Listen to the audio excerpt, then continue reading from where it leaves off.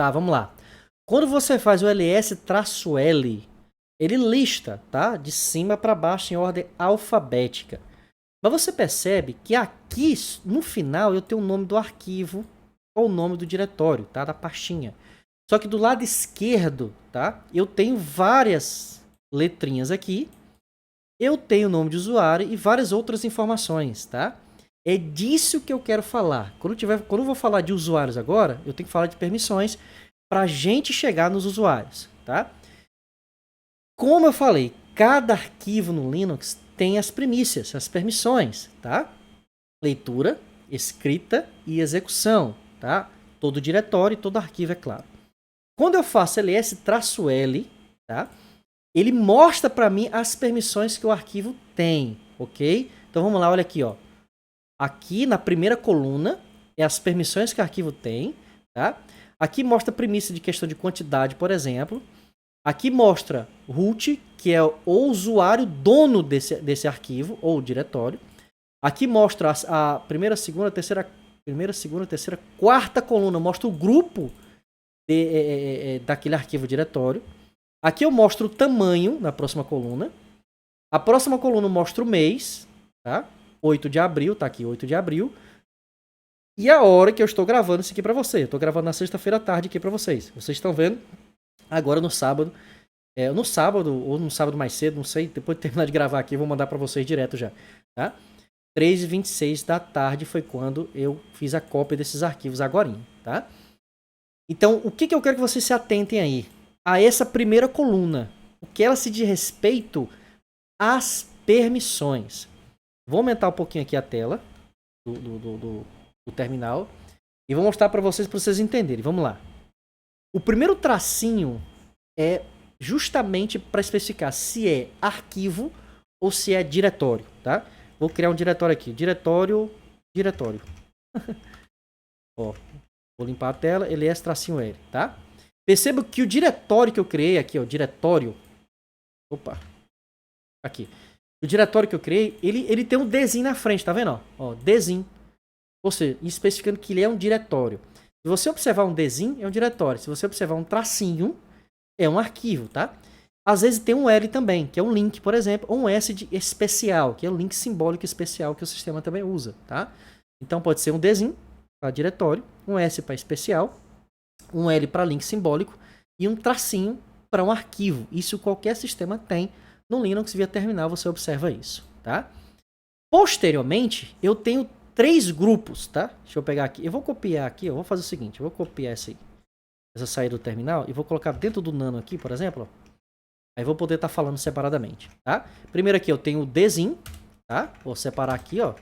O primeiro fala a respeito do diretório especial, link ou arquivo.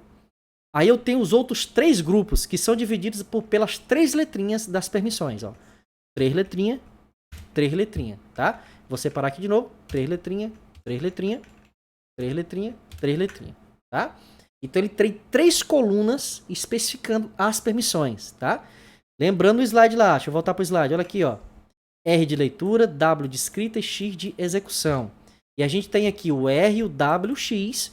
Só que eu tenho repetidas vezes o R e o X, por exemplo, o R e o X, depois tem só o R na terceira linha. O que é isso? Calma, eu vou explicar para você. A primeira coluna, tá? Eu dividi em 3, cada um deles, pra gente entender, porque naturalmente ele é assim que funciona, ele fica tudo juntinho, ó.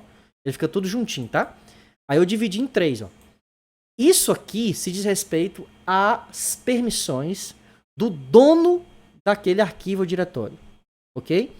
É as permissões do dono ou as permissões do dono daquele diretório ou daquele arquivo, daquele link simbólico, etc. Eu vou falar tudo arquivo aqui, tá?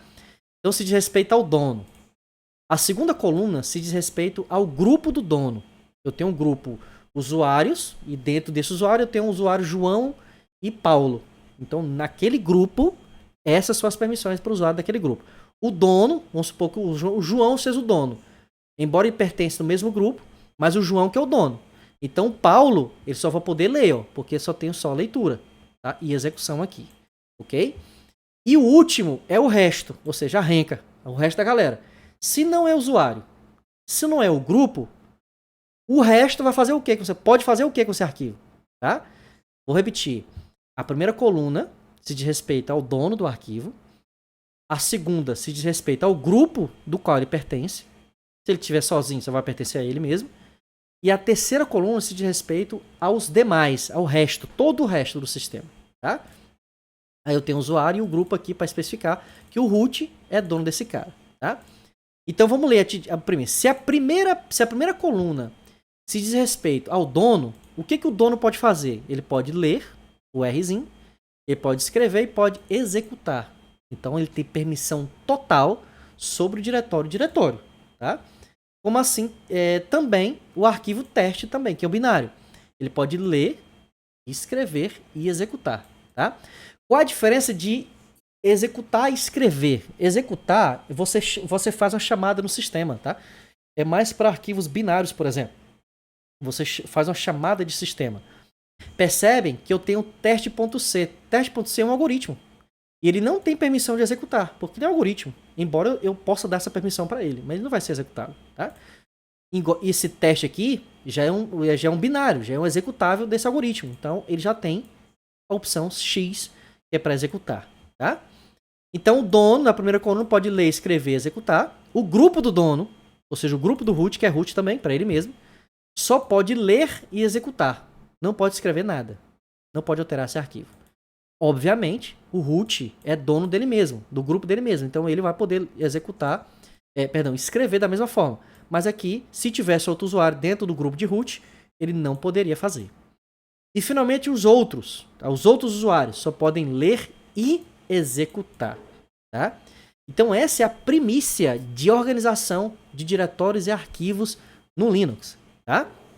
Então todas as vezes que você tiver desempenhando uma atividade, for verificar as permissões dos arquivos, você vai observar isso aí. O primeiro se diz respeito à característica que ele tem. A segunda coluna se diz respeito às permissões do dono. Essa segunda coluna aqui das permissões se diz respeito ao grupo do dono. E a terceira se diz respeito aos outros, aos demais. Tá? Beleza? No próximo vídeo eu vou mostrar para vocês como é que a gente faz para mudar essas permissões direitinho.